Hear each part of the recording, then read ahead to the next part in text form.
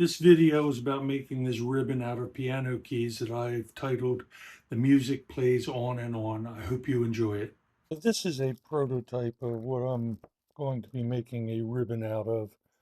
I'm still deciding on what strips I want to put between the keys to highlight, but that's what I'm going for.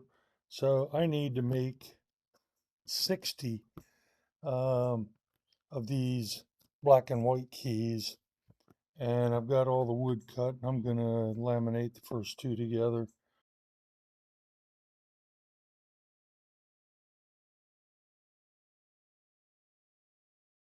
So this is my setup for cutting all of the keys. I'll show cutting a few of the piano keys.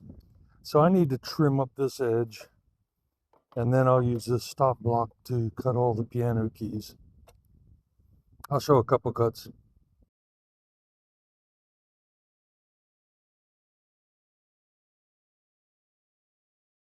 So I have piano keys cut, and I have these white pieces that go in between, and I have some solid white ones that go on the ends. They'll be the solid white keys.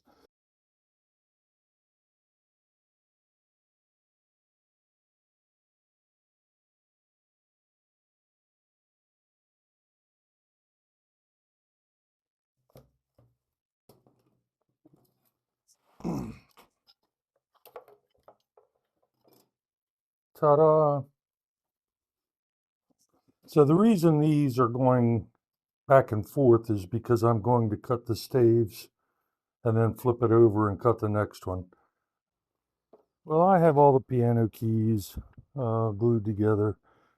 Next step, I have cleaned up one edge, so I can rip this edge off on the table saw. I'll show that next. But the next step is I need to drum sand at least to get the back flat so that it has a good surface on the table saw. I'll show a couple passes.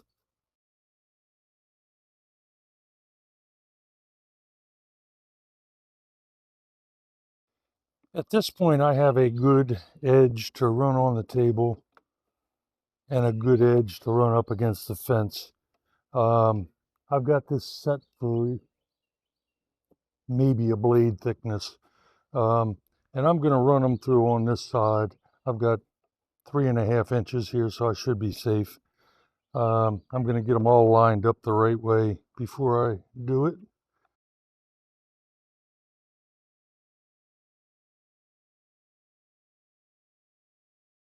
So now that I've got a good clean edge, the other edge isn't quite so clean, so I am going to move the fence in maybe half a blade.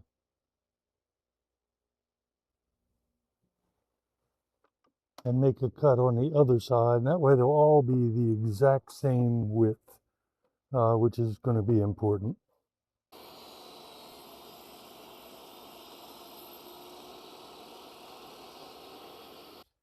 Well, I have 22 of these Sipili strips that are going to go on either side. I have X marked on the side I'm not going to drum sand, so basically it's going to have to go like that.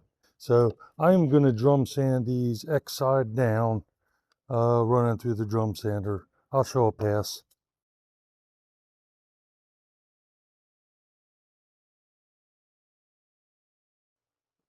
So I am ready to glue these up.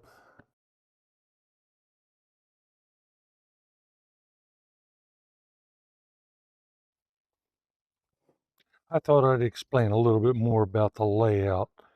I used this prototype piano key. It's marked in the center on both ends.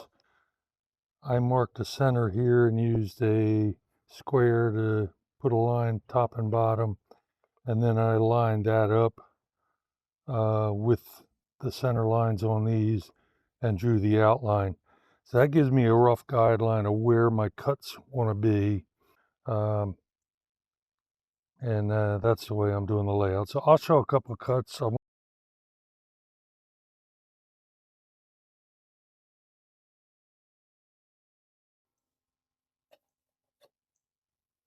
Okay, that's good. Now I flip it over. This one, I am relying on the stop block to give me this piece exactly what I want.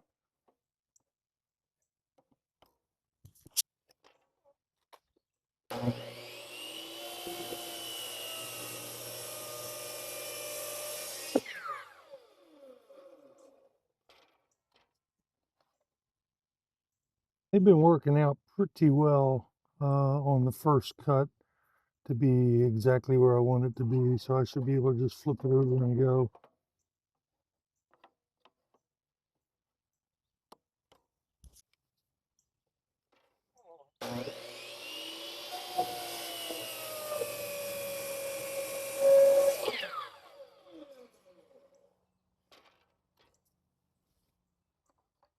That's close to balanced. And rather than using a disc sander, which would be faster probably, but I do not want to change this angle or that angle.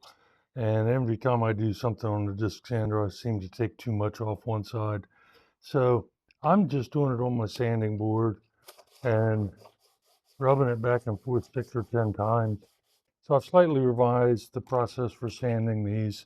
I've got it, the sanding board locked between the tool rest and the tailstock, and I'm wearing gloves because I was sanding my fingertip, which you can see on the gloves. Now, even though I have this method working, I do not recommend it. When I cut splines, typically I am cutting cross cut, so I'm cutting with the width of the board. So I cut it to length, and then it's ready to go in the bowl.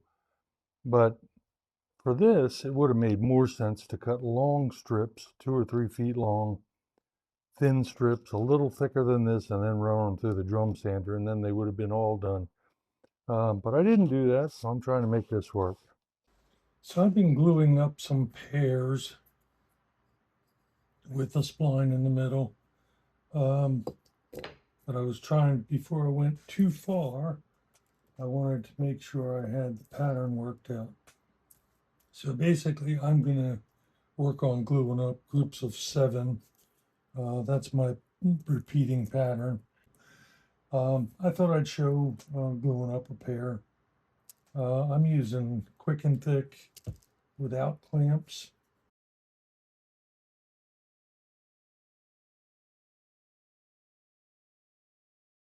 So I have put together pairs, and I did a threesome on every pattern. So that one's done. If I can get the 4 together, then I will be ready to put together groups of 7. So I'm going to put the pieces on. Okay, so here's the method I'm going to use. I have a stave in between those two, and I'm going to hold it up like that. And I think I'm going to put 2 staves under it after I glue it to right there to hold it in place so gravity doesn't open it back up.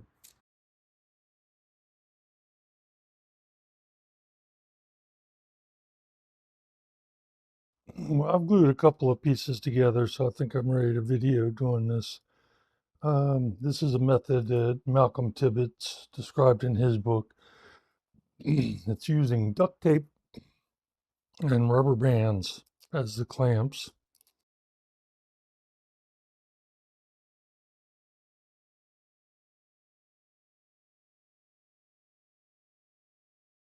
So I have these 2 halves that almost fit together, and I'm going to disc sand them to get them to fit together, just to true up those 4 surfaces. My disc sander is a little small to do this. It's the same size as disc is on my disc sander, but I don't have that table in the middle. So I'm going to show the method I've been using to flatten these.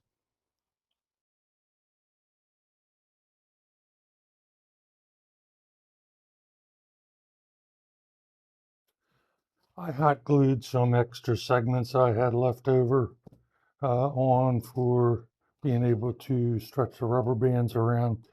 And I have checked the fit. I'm ready to glue it up.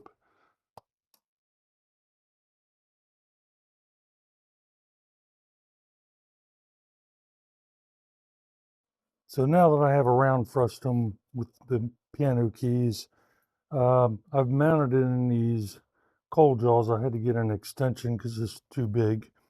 But I'm just trying to flatten this section so that I can mount it on a faceplate. I'll show a little bit of the turning.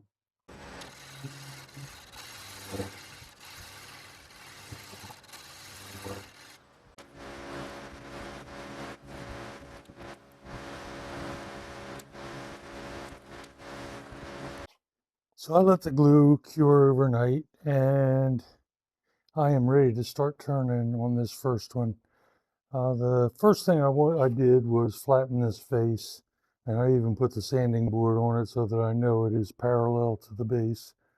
And the purpose for that is to be able to check the angle. I want 45 degrees, and my starting angle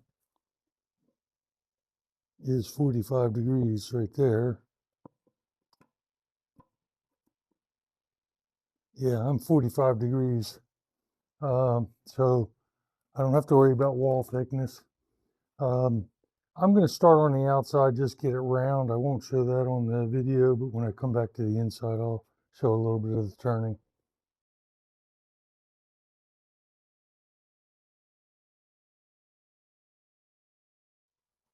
So I am still very much 45. I also put a straight edge on. It's a little longer than my angle to make sure I'm good. So I'm pretty well done on the inside other than sanding. Now I got to flip to the outside, try to match that wall thickness and match that angle. So I finished the turning inside and out and did the sanding. I've got it sanded down to 220. I rounded this surface here. I'm going to have to cut it off, flip it around on the cold jaws to round the smaller diameter. So today I turned frustum number 2, and it's a pretty close match to number 1. So these should mate up when I cut them in half. One more to go. Bolt 3 had a problem. I actually had to make a second one. The first one's a throwaway, at least for this project. So the other 2 bowls are perfect. So I am going to use a spline as my line. I've marked it on both sides. So I'm going to try to cut the middle of the spline and have that be my cut.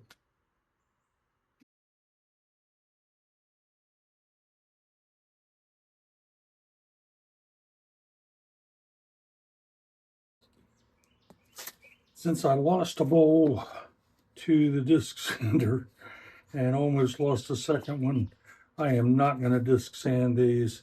I sanded a little bit just to get down to where the maple was shining through a little, but I'm going to use a sanding board for sanding. It's harder, it's much more difficult, but I'll get a good surface and my boards will be flat. So this is how I'm gluing these together. This one is already glued, but basically it's 2 clamps that hook on to either side, and then I can use rubber bands to pull the joint together.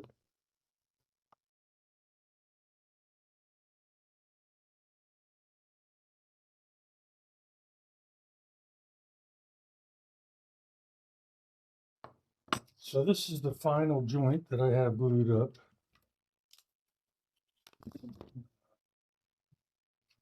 Take things off.